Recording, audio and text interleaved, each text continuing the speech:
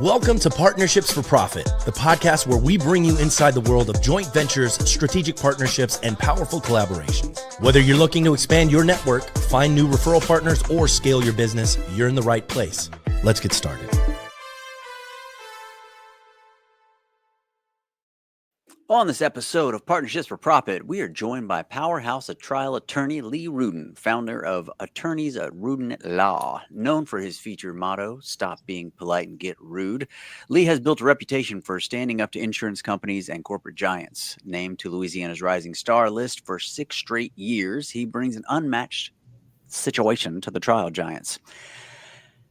The skills, the mission, he protects the underdog. He has a no-nonsense approach to winning cases. For building clients, law firm, to training the next generation of trial lawyers. Lee is here to share some of the strategies and stories and the mindsets that fuels his success. Mr. Lee, how are you, sir? I like it, man. You know, it's funny. When we logged in here, I felt like it was the Royal Rumble. I'm a wrestling fan. I didn't know who was going to be behind the curtain. I didn't know which host I was getting, so it's all a surprise. I love it. One man, get rude, coming to you. I like it. We're trying. What brought you to owning? Obviously, you know, having the last name Rudin, there was a little bit there, but what brought you to like owning that? Because obviously, that you don't think of that as being like your marketing scheme. Yeah, you know, it's funny. I was asked to speak at a conference coming up in October, so I've been like playing with certain things, like the backstory and how to tell it all. And I was thinking back, like I vividly remember the first time somebody referenced my last name and the word rude. Like I was in first grade and I remember Mrs. Pavone telling me like, "You're being rude, Mr. Rudin." And I was like, oh, I guess those do go together that way. And then so I launched this law firm in June 1st, 2023. And I came out as a hybrid. Yeah. And as a hybrid, you can't really say fuck the insurance company while representing the insurance company. Yeah, that's fair. So my motto was put the work in. It had like kind of a bent on the end of my last name. I figured with some graphics, I could like italicize the in Rudin, and I could italicize like the in and put the work in. I thought that was innocuous enough to like straddle the line. And then I wound down my last insurance claims. I joked to my old client. I said, "You guys are too generous. I got to stop representing you and start suing you." And then as this is all like percolating in my head, I started asking people. I'd say, "Dean, are you tired of getting pushed around by insurance companies?" And they'd look at me like side-eyed and smile a little bit. And I'd say, "Because you got to stop being polite. Get rude." And then I'd get the wry smile or the chuckle or the nod. And I said, "I think this is going to work." Mm-hmm. And it helps because I like being blunt and honest and straightforward. You heard me drop a curse word in the first, 3 sentences out here? Yeah. And so the get rude idea isn't far from who I am anyway. You know, it's not be rude, it's get rude. You know? And so that fits. It certainly fits in the personal injury space and in the space where people are going to hire an advertising personal injury lawyer, which has its own stigma. Yeah, sure. So I said, you know what? It's easy. It's easy to remember, right? You can spell Rudin wrong. You'd be surprised, right? But you could spell it wrong. Double O's for the U. You get an E instead of an I at the end. But it's really hard to spell rude wrong. My last name's West, and I've had people literally ask me to spell it for them. And I'm like, I can't. Yeah. Not going to do it. Sorry. Yeah. You, me, and a compass. Like, we got this. We've worked on that word long enough. Yeah. But, you know, and I joke, like, the idea for me is to idiot-proof the brand. Yeah. Right. So I own getrude.com. I bought an 800 number. Why I need an 800 number in this day and age, I don't know. But I was like, I should probably get that while I can because they're not easy to get. Sure. And you know, I didn't realize why they're not easy to get. But then I started digging in. And rude is also the same numbers as sued. So anyone who wants to buy get sued, there's only so many of those. I was able to acquire one. I put a trademark down on stop being polite and also on get rude. So I own the trademarks on those. Just, again, trying to acquire the pieces of intellectual property that make it really hard not to be able to find me. Yeah. And you can clarify this because you started some gear for kids, right? So gear for kids. I make gear. I joke that like the reason I started this law firm was to write off my coffee habit and make fun merch. Like that's what I both. So if you look over my shoulder right there, right? So that's a New York Mets logo, but instead of the Mets, it says, little small get, and the Mets is Rude. And underneath it is a playoff of Hulkamania. It says Rudimania. The back says, what you going to do when we get rude with you? And it's got a silhouette of Hulk Hogan with RUDIN LAW on the headband. And the Mets shirt I created because I was going with a buddy of mine to see opening day of the Mets and the Astros in Houston. And I'm never going back because every time I go, the Mets lose. Wouldn't it be funny if I brought him a shirt? I'm wearing the shirt. I bring him a shirt. And I said, well, I can't just make one. I have to make one for every person I know in the country that's a Mets fan. So like my friends, my close friends, my family, their little kids, I made them all shirts. And then recently I just took my kids for the first time to Citi Field. We were up in Jersey and New York visiting family, and they all have, like my niece, my nephew, my girls all have shirts. So we got to take a picture at the game, like all in our Get Rude gear, which I thought was awesome. That's great. Yeah. Yeah, because if I remember, there was one where I saw it one place where it was like, be kind, get rude, right? So my daughter goes to a public school here in New Orleans. Like my wife and I grew up public school kids. She goes to a school and the motto is be kind. And my wife is always like, hey, do you want to sponsor the crawfish boil or the this thing or that thing? I'm like, honey, I'll sponsor all of it. No, I'll sponsor all of it. But they have to let me put be kind, get rude on whatever gear I can make. Yeah. And like, to me, be rude, especially in the frame that you're using it, is more in the tone of like, get strong, be ready. Nailed it. You nailed it. No one's obviously like going in the courtroom like, yeah. Well, Dean, this is what I said, right? I was anticipating the pushback from the administration. Sure. And I said, wait a minute. Aren't we trying to raise tough kids, tough young girls, right? To stand up for what they believe in, to stand on their own 2 feet, like have a voice. That's all I'm saying.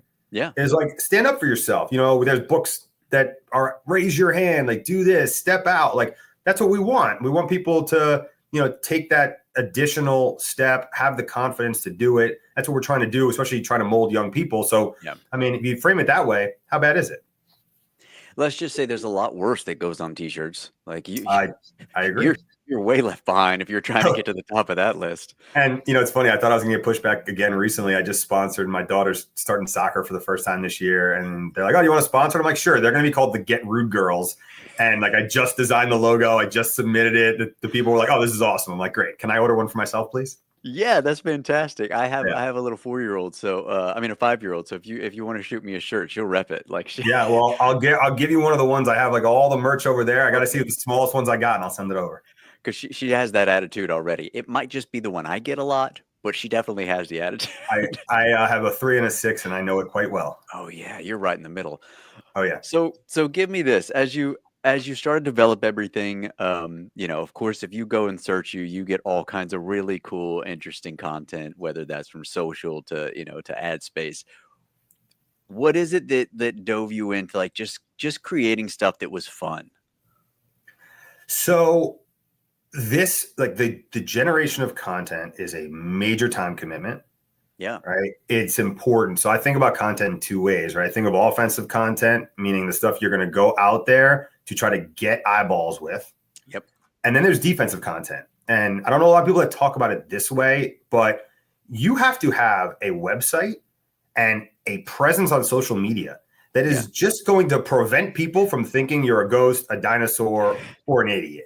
Yeah. Right. Those are like kind of the things.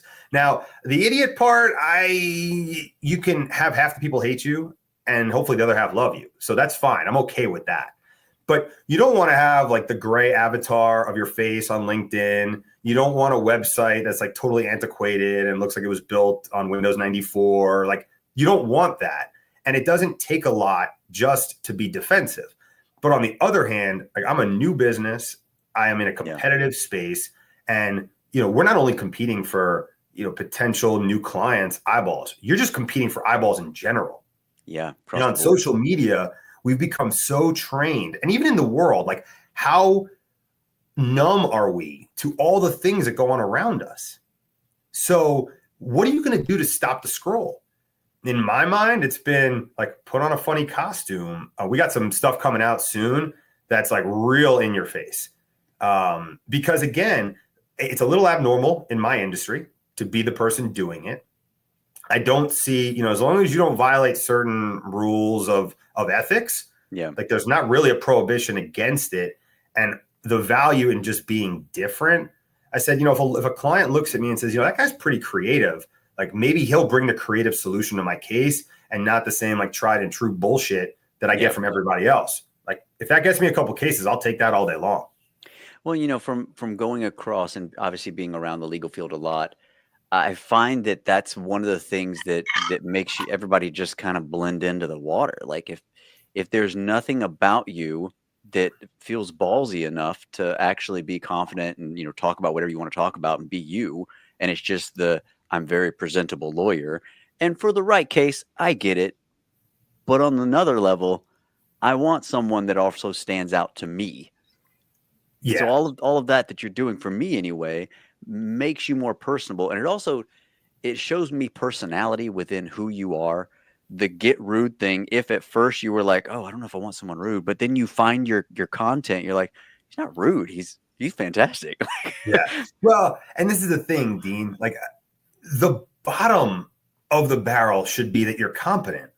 Right. Yeah. Like why? I started doing it because I felt like maybe I had to. And then I was like, if they think that I'm not getting settlements for my clients or trial victories, like how do we have a business if I'm not also recovering for my clients? Yeah. Like everybody puts up their wins as if like not everybody's getting the wins. I don't know how you keep doing this if you don't get the wins, right? It's called cash flow. You kind of need it. Yeah. But I get it. I get why people do that. And everybody's got kind of their unique selling proposition. But I just feel like as a potential client, like it should be the check mark that you're competent and that you could actually bring a resolution. Now, the question is, what does that resolution look like for the client? Are they somebody, and I stress this with my team, like you got to talk to your clients, figure out what the best day for them is. Everyone wants the most money, but sometimes people are willing to take a little bit less because they want it sooner. Or they want to get a little bit more and they're willing to ride it out, or they don't want to do certain things to treat the injuries. Like you got to talk to people and understand, what the pain points are to then help them navigate in what most likely is going to be a totally foreign space. Yeah. And, we're having this conversation. I love doing this and I like doing the social videos because I hope it presents me in a way that people understand, like we can have a real conversation. And I can help you understand the pros and cons of what you're about to experience. Yeah. Yeah. Well, and if you look you up, one, yes, you find all the crazy, silly content, but you also find Louisiana's 6 straight years in a row of rising star. Like you're not doing something. No, and look, I don't know if that could be a beauty contest. I'm going to say it's really important. You're really pretty. So I promise you I didn't pay for it. I know that. You Boucher looking. That's it. Rudy Boucher coming back at you. We're getting ready for Saints season. He'll be here. Nice. Nice. But no, I mean, there are, of course, like that's a great accolade to have. There's, just being in the industry this long, I've got a pretty varied experience base, which is cool. I think that there are a lot of folks like me that have switched over from the defense side to the plaintiff side. But I've also handled a lot of different kinds of cases, especially being on the defense side. So, I wasn't only a personal injury defense lawyer. I handled real estate work. I did employment. I've done construction. I've done all sorts of stuff. I've fought constitutional issues, insurance issues. So that wide range of experience allows me not only to provide legal advice, but I can also talk to you about some of the implications of these various issues that might touch on you in other ways. Yeah. And so I think that having that holistic experience allows me to be a more comprehensive advisor. And, I joke, sometimes you get your clients and they just want to bitch at you, not to you or about you, just at you. And I said, that's why they call us counselor, right? That's the part of it where you're like actually just listening. Yeah. Yeah. I mean, that's probably 80%. Mm-hmm. People just want to be heard. Yeah. Yeah. What would you say? Like, so you were obviously on the other side for a long time. And yes, some people started saying, Oh, yeah, sure, I'd like to stick to the insurance company. But what was it? Was there anything inside you that made you start thinking about switching? Or was it just like, sure, this seems like a better gig?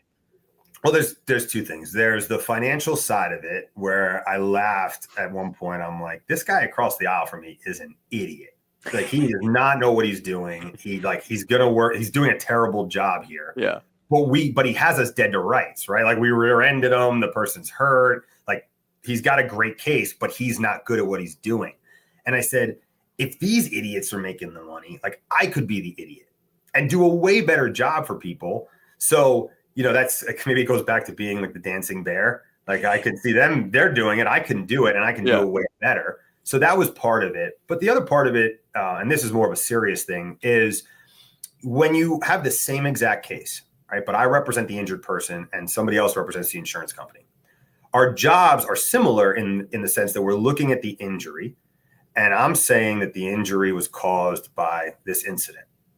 And if you're on the defense side, your job is literally to go find every single piece of nugget that you might be able to say caused this thing or contributed to this injury when maybe it didn't, but you're trying to create the chinks in the armor or the little holes in the boat and hope that you can get them to sink if you go to trial or get them to question whether there's a legitimate chance that they could hit the home run. And so maybe they should settle for the single or the double. That kind of sucks. Like to be in that position where you see someone, they're probably injured, you probably caused it, and yet your job is to diminish that. Like that's not a fun thing to do. And when you do it, like what do you get from your client? You get an attaboy, and you're the guy that just won the pie eating contest, and here's more pie. Like fine, but it's not the same as being able to help a real person, present them with a nice check to help them like rehabilitate their lives and then put what was a terrible experience behind them. Yeah. Yeah. I mean, I'm sure just the simple hug from someone that actually appreciates it versus a little extra cash in your pocket. You can't put a value on it and it's really hard to quantify in words, but the impact you can make on people that like really need your help is fantastic. Yeah. And you're teaching now too, correct? Yeah, I've actually been teaching. So one of my first mentors runs the National Institute for Trial Advocacy. Okay. He's been running their deposition and trial program here in New Orleans for decades. So for as long as I've been working for him, first I went through the program, then he kind of had me on to sprinkle in here and there, get my feet wet. I've done some other programs with or through him for other organizations like LSU and the American Bar Association when they've done some different things. But now I've been on his faculty. I feel like it's probably been a decade at this point, teaching other lawyers how to take depositions. And it's always funny because, I'm not an old guy in the space. Yeah. I'm older now, but I'm not old. And so like I'll go to some of these events and I'll have peers of mine that are maybe younger lawyers or newer lawyers. And so it's my friends that I'm teaching like how to do the things because like they've never been through the program and I've been through it. And so it's fun. Yeah. What do you think you've gained the most from being able to teach and just being on that side? It's awesome because, one of the things that you don't realize is that like in trial practice, for example, if you're so lucky, you could try 3 to 4 cases a year. Yeah.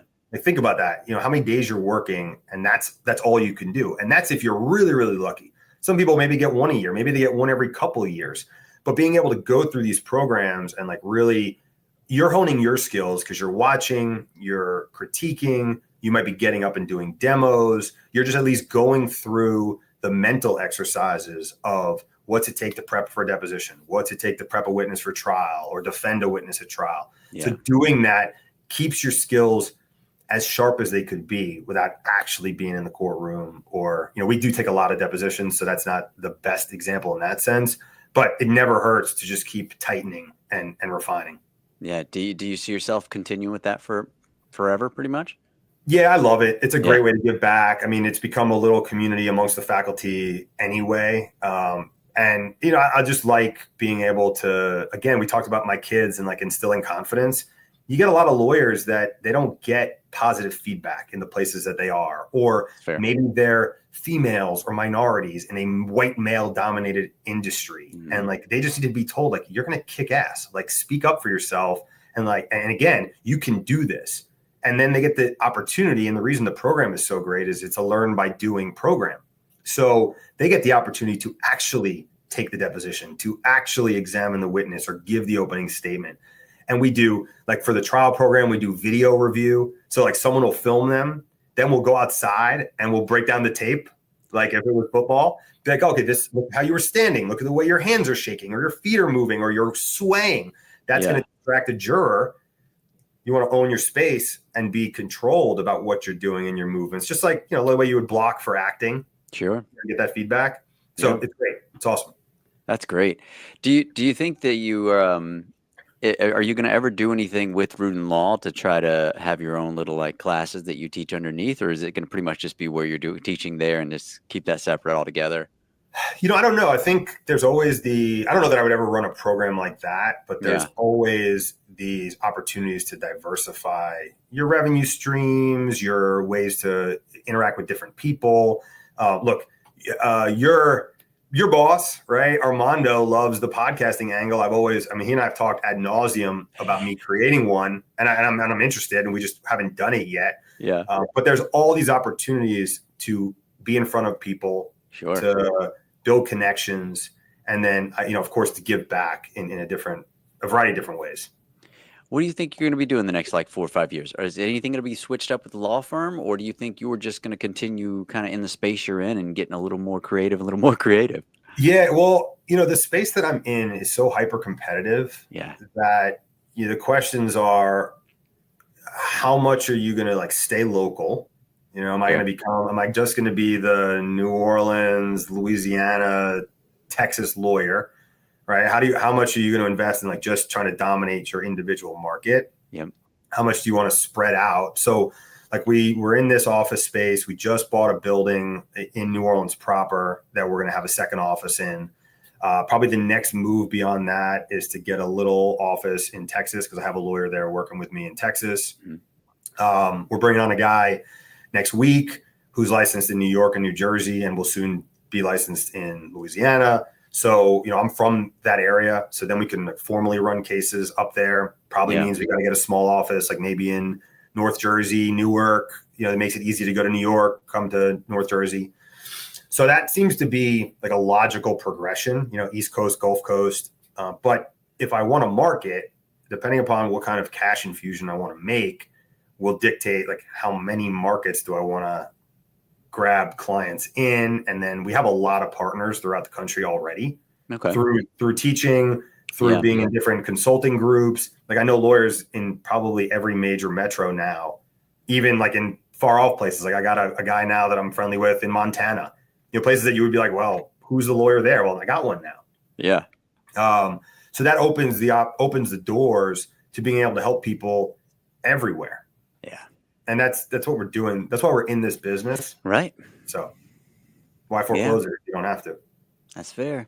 Do you want to give us a little taste of what's to come in your social media extravaganza? Yeah. So we got something coming in the vein of Dr. Seuss. All right. We are bringing Rudy Boucher back to introduce the fans to Saints football season. Fantastic. That is kind of the fun content that I know is cut, edited, and ready to roll.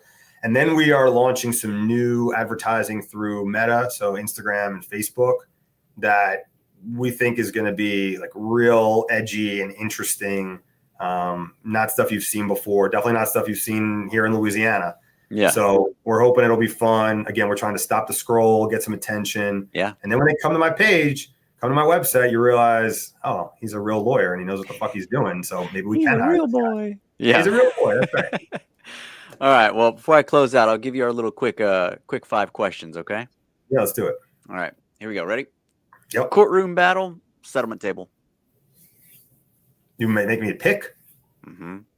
I mean, I think it's if you're the gladiator, you want to be in court, right? But part of the fun, right? Part of the fun is getting that check for your client. So I think you gotta be smart and pick the battles. There you go. Right? Put the client first. Suit or the Rude hoodie. I mean, I'm a t-shirt and hoodie guy. I look good in a suit. I dress up nice. My closet is full of things I don't wear anymore. But come on, man. They got my Get Rude Taylor's version, right? In honor of the gal for the week. We might have to get you a suit that actually just has it across the back. I wore this to the Eras tour in New Orleans. That's why I made it. I hand wrote this part underneath my Get Rude shirt with like a fancy looking blazer. And my wife and my sisters-in-law were all there. And I'm like, I got to wear a Taylor shirt too, but I got to wear a Get Rude shirt. Yeah, you absolutely do. Morning coffee, late night grind. How about late night coffee for the grind? Wow. Paper cold filing. Brew, always cold brew. There you go. Why? You just always hot? I'm not a hot Louisiana. coffee guy. Like I'm always drinking cold coffee, but let me give you this. Yeah. Did you know that drinking the hot coffee actually cools your body temperature down? Mm-hmm. Your body responds to the hot liquid and it internally cools. So you think like drink that cold liquid. I'm sweating all day anyway. So what's the difference? That's what I'm saying. Like, why am I sweating all day? Yeah. I'm one of those grass-fed butter people in your coffee. Bulletproof. Yeah, it wasn't bulletproof when I was doing it. It was just like my grandma done this and it was really good. So I kept doing it. And then it became like the whole, the bulletproof thing and the, keto and all this. And people are like, you should have branded it. I never knew. You blew it. You had a chance. Grandma led you astray. Anyway, now I just the Mista lady. Now I just blend my grass-fed butter and enjoy. Last one, serious legal drama or over-the-top wrestling promo. Over-the-top wrestling promo. Come on. I'm the general manager of Wildcat Sports. Did you know that? No, I didn't know that. Yeah. So I sponsor the Wildcat Sports independent pro wrestling promotion down here in New Orleans. And about 3-4 months in, they're like, Lee, our best referee is also our current general manager. And we really need him back as the referee. Do you want to be our general manager? And I was like, I thought you'd never ask. Oh my God, that's amazing. Yeah. It's like a childhood dream come true. It's really fun. The guys so does Rude get to sponsor everything? I'm on the ring skirt. I go in the ring to introduce the matches. I do promos with them just to like set up the stage for future matches and future events. It's awesome. And anybody in New Orleans, if you want to come check it out, the next event September 6th. The big event of the year is November 22nd at the Hilario Center. I usually have a whole section. So if you want to come, hit me up. I will put you on my guest list. You'll have a seat. You get some free gear. It's a lot of fun. Fantastic. That's great. You get better every 5 seconds. Right. Lee, where's the easiest place people to find you? All right. GetRude.com, 833-GET-RUDE. Our Instagram handle, our TikTok handle, our YouTube is at Get Rude Law. So check us out. We're not hard to find. And if you need something, if you need anything, give us a holler. Or 833-GET-SUED, whichever. Get sued. Yeah, I mean, it all works the same, right? That's it. Thank you for hanging out with me, man. Everybody else, like it, share, do the comment thing. And if you're looking to build a podcast, you know where to reach us. See you on the next one, guys. Thanks for joining us on this episode of Partnerships for Profit. We hope you've gained valuable insights on how to form profitable partnerships and take your business to the next level. Be sure to subscribe and leave us a review wherever you listen to podcasts so you never miss an episode. Got a partnership story to share or someone you'd like to see featured on the show? Reach out to us. Until next time, keep building those partnerships for profit.